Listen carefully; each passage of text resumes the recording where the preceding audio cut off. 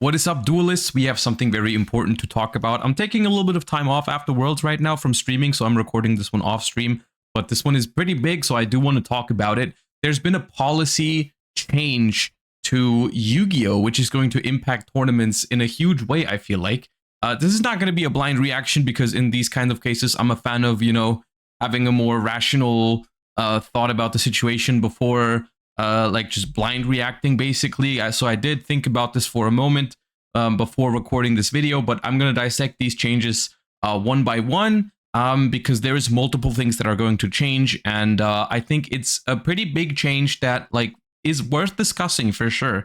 So let's go and go through these policy changes because they change in multiple sections essentially. So let's dissect this one by one. So the first thing you come across here is that there's a change to the time limits of Yu-Gi-Oh tournaments, which TCG Swiss rounds have been extended to 50 minutes from 45. So you do get 5 extra minutes. Now, this does not come without any other changes because this is obviously tied to something else down here, which is a change to the end of match procedure. Let me find the right spot. We have an entirely new end of match procedure, which essentially it's not entirely new because we've heard of it before because it was actually in effect for the Yu-Gi-Oh! World Championship this past weekend, which is basically that if your match does not finish in these 50 minutes, both players will receive a loss. It's going to be a double loss if the match is not finished at the end of these 50 minutes. No more life points comparison. No more player with the higher life points is going to win the game and then potentially the match. And also, most importantly, probably no more draws at all, which also explains another part in this update, which is the subsection for intentional draws has been removed because draws are no longer possible. And this is a lot to take in. There's other changes to the policies, but I want to talk about this one first because essentially this is the one big thing.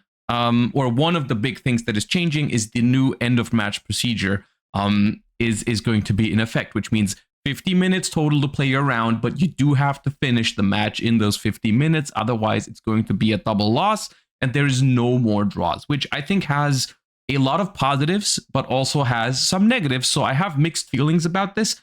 And that's why I want to discuss this real quick. And I also really want you guys to join the discussion in the comments down below. Please keep it civil. But I think this is, it's been controversial. When they announced this for the first time for the World Championship, people had a lot of mixed feelings about this. So let's talk about this real quick. Of course, I want to reiterate, I've talked about this already when they announced this for the World Championships.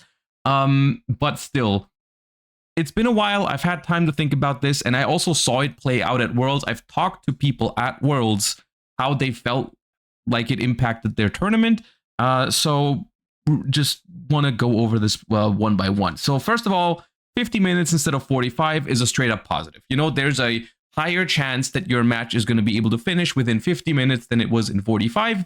And as someone who, I've played for a long time and basically with 45 minutes, a lot of the time your match was already finishing. So with 50 minutes, you're just going to have more matches that finish and you won't even need an end of match procedure, which is a positive. That's a straight up positive. More time is good. Now, the complete removal of draws and therefore also intentional draws, which were cheating and illegal, is good. There's no more draws at all. And I think that is a good thing because it completely removes people, intentionally drawing in the last round of Swiss to guarantee top cut. In a lot of tournaments, the cutoff for making top 64 was basically going you could have 2 losses and 1 draw. So in the last round of Swiss, even though it wasn't allowed, a lot of people who had 2 losses would play against someone else with 2 losses and they would try to draw. And it was very hard for judges to catch that. And there was always miraculously more draws in the last round of Swiss than in any other portion of the tournament. And it was just annoying because it also ruined the chances for maybe some X3s to make it. Or whatever, so this is overall a positive change. No more draws, no more intentional draws. That is good.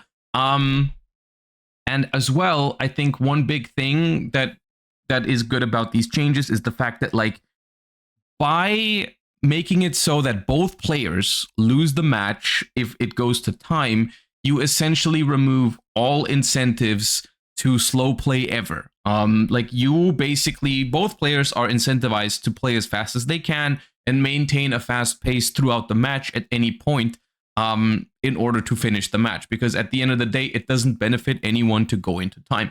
And this apparently is a controversial take, even because a lot of people, when this was announced, were like, oh, but like it's better for me to take my opponent down with me, so like it's better if I slow play if I'm gonna lose the match anyways. Personally, I don't agree with this. I don't think this is true.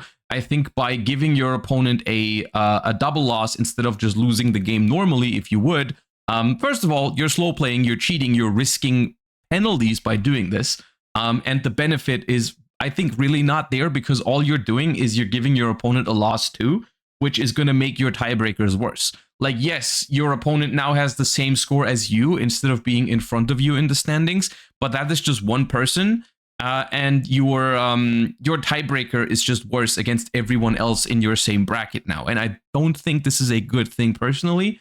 So I think it just incentivizes people to actually like scoop and go to the next game faster in positions that are lost. Which leads me to something that I think is the only thing that might be negative about this is like you are now less incentivized to play out a game of Yu-Gi-Oh, which I think is kind of weird, because if my opponent makes a board or goes first and like plays and my hand is like kind of good and I might have a chance to win, I might just scoop up the game because I don't think my chance is like good enough, right? Like if I like if I stare down a board and I have like a strong engine hand, do I play into it now or do I scoop it up? To be fair, I think in reality, a lot of the time you're going to start playing into it. You're going to see, does my opponent make any mistakes? Do they interrupt correctly? And so on and so forth. And if they do, if you see they're a competent player, they use their interruptions accordingly and they just have a lot of stuff, then you might scoop it up and go to the next game. If your opponent is like kind of messing up some stuff and leaves you a window to maybe win, then maybe you try.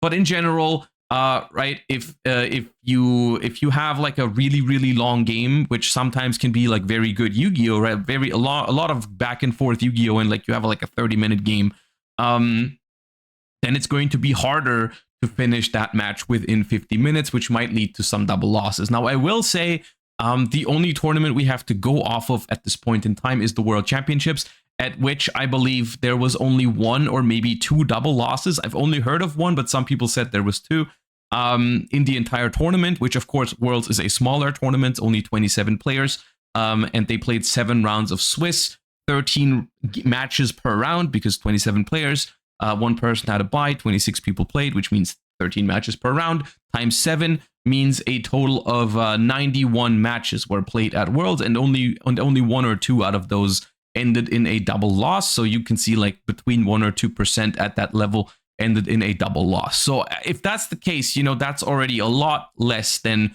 draws would happen with 45 minutes. And I think in general, by incentivizing people to play faster in general, and maybe sometimes like scoop up a game that was completely lost, you overall smooth out the way tournaments run. So I think I'm leaning towards this is a good thing, or a good change rather.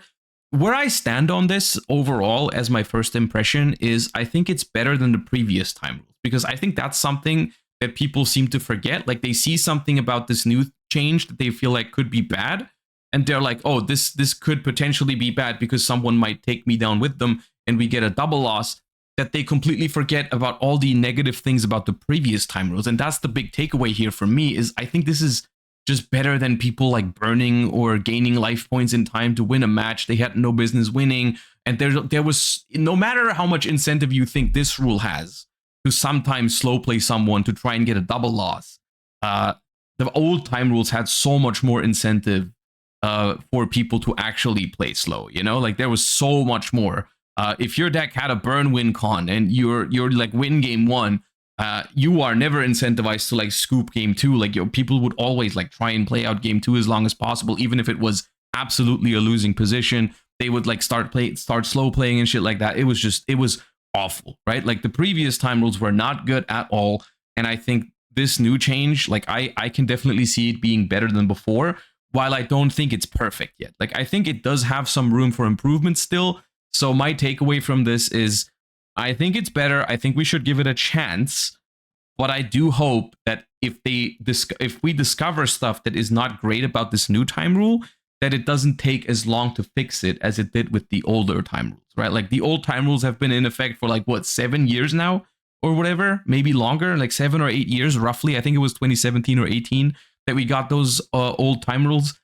I don't want it to take this long. If there is some slight improvements they could make for this time rule, I hope they do it faster than last time. But overall, I think let's wait and see. And it might just be, I think it might just be better than what we previously had. But this is not the only thing that changed with this policy update, because another big thing that is changing is number of rounds at tier 3 and tier 4 events. So it's a new subsection, and there's a chart that explains the new top cut. The maximum top cut for any number of tournament participants is 8. Top 8. There is not going to be a bigger top cut than top 8 at big tournaments. And top cut rounds no longer have a time limit. So in top cut, you are never going to lose to time, which that was also the case at the World Championship. And that was awesome. That was straight up awesome. Being able to play top 8. Of course, you still have to maintain a proper pace, but like not worrying about someone just winning or losing in time for random reasons was really good to see. Like you see better, you get to see better Yu-Gi-Oh in top cut if there is no timer, period. Additional Swiss rounds have been added. Total number of Swiss rounds dependent upon the number of duelists enrolled at the start of the tournament. This says 2. I've heard that it's actually 3. I'm not entirely sure if what the right number is. I heard that the 2 is not the right number. Maybe it's 3 additional rounds. So basically what this means is we get less rounds of top cut, but we get more rounds of Swiss. Which I'm gonna be honest with you is not that big of a deal as it might seem, because the total number of rounds to actually win a tournament will stay roughly the same. I was under the impression that this was 3 additional Swiss rounds. If it is 2, I actually think it's a little bit worse. So I was told earlier by someone, I don't know who it was, that like that this is a mistake and it should be 3 additional rounds because that's the one that makes sense. This is not something you can just easily evaluate without looking into some numbers here, right? Because previously the way it would work, let's say, let's take a tournament with 2,300 players, which I think is pretty average for a European YCS these days, right? Previously, these would have 12 rounds and a top cut to top 64, right? Which meant that the cutoff was basically at 10 and 2. You would make top 64. X3 were able to top, but because draws existed, most of the time X3s wouldn't top at this number of players. So most of the time, the cutoff to make it guaranteed was 10 and 2 or 9 wins, 2 losses, 1 draw, which of course caused a lot of intentional draws in the last round, but that's gone now too, right? So this would basically mean you go 10 and 2, you would pretty much guaranteed top, and you were in top 64 now, right? Which means in order to make top 8, you have to win 3 more times. You have to win in top 64, in top 32, and in top 16. That would get you into the top 8. So a 13 and 2 record previously was also what was basically needed at minimum to make top 8, right? So if you have, instead, now you have 15 Swiss rounds and a top 8 cut, what do we see? We see that still with that 13 and 2 record, you make it into the top 8 pretty much guaranteed here, especially if there's some double losses earlier in the tournament. But basically, at this number of 2,300 players, 13 and 2 would pretty much be guaranteed into top 8, right? So at that point, if you are going through Swiss at an X2 record previously, it's basically the same score you need to make it into the top 8 than before. So it's not really that big of a difference. And I do want to emphasize that with these changes, the pricing still extends down to top 16, 32, 64, whatever it was before. You know, the pricing structure hasn't changed. If you end up in top 16 because you went X3 in 15 rounds with the new rules, you would still receive the effect veiler, right? And the card trooper and so on and so forth, right? Like that does not change, because I've seen some people concerned about this. But what you see here is that basically previously, if you only play 12 rounds of Swiss, and let's say you go undefeated in these 12 rounds of Swiss. You go 12-0. You're in top 64 now, first place in Swiss. Amazing performance. But if you get unlucky in top 64, you might just be out of the tournament, right? However, with the new rules, if you go 12-0 and you lose the 13th match, you are now 12-1, which is still basic. I mean, you still only have to win one more round to get into the top 8, right? So it basically eliminates a lot of variance from when you're losing your rounds, because in general, the later you get into a single elimination bracket, the better it is for consistent and good players, and the more rewarding it is, because previously there was a decent amount of instances where some people like had really good win rates but would still be eliminated, and people that go deeper into the tournament actually have like a worse win rate. Because let's say someone, like in this example that I just made, someone who goes 12-0 in the first 12 rounds would play against the 64th place at the YCS in top 64, right? Which is usually someone who is 9-3 or 9 wins, 1 draw, 2 losses. Let's say they're 9-3 for the simplicity of the argument. So someone who is undefeated until this point could be knocked out by someone who's 9-3, which means that like the player is 12-1 now, is eliminated, and the player who is 10-3 is in top 32 now, right? Which means the player with the worst win rate just makes it deeper into the tournament, which, you know, it's not something to really complain about, because those are the rules you play by. You know, single elimination has to happen at some point. But I think you can make an argument where, like, you know, the later it happens, the later you have to eliminate someone with a really good record, the better, right? Because, I mean, this can still happen, right? You can still, with the new rules, someone who goes 15-0 is now in top 8. They could lose to someone who is 13-2 and then be out of the tournament, but they would be out of the tournament in top 8, not in top 64, right? And I think that's fine. And one thing you also have to realize is the record you need to win a YCS basically didn't change, because 15 rounds and then top 8 means it's 18 rounds total, and 12 rounds and then top 64 is also 18 rounds total. And it just changes the point at in the tournament, where at this, like, from this point on, which is top cut, you have to go undefeated to win, right? And I think the later that happens, I think that's actually fine. I think that's fine. You're always going to have a problem with tiebreakers at certain numbers. Like, for example, if I change this number to 2,500, you will have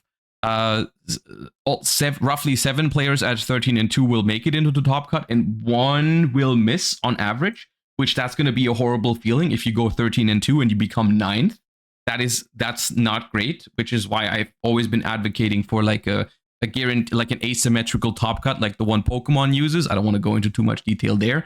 But there is solutions for this that unfortunately we aren't getting, so I'm not happy about that. But this is a problem that always happens. Even in the current system, you have people missing out on tiebreakers at certain numbers of players. Like, for example, here, if we change this to 12 rounds and we make it top 64 again, you're going to have people on 9-3 that miss on tiebreakers, or depending on the number of draws in the last round, you might have people with a draw that miss out on top cut because there's a bunch of intentional draws and stuff like that.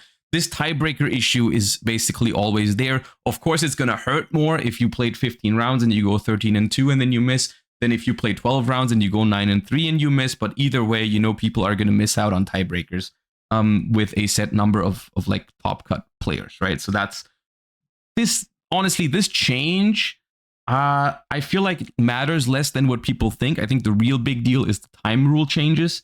But honestly, personally, I think this is a good thing because it rewards consistency more. Because if you have a really good first 12 rounds, whether you go 12-0 or 11-1 or whatever, you have a way better chance of actually getting deeper into the tournament, which means top 8, than someone who goes like 10-2, right? Like or 9-3 or whatever, right? So you have less of these stories where someone has a really good Swiss record and immediately gets knocked out in top 64 or top 32, right? And I think that's a good thing personally.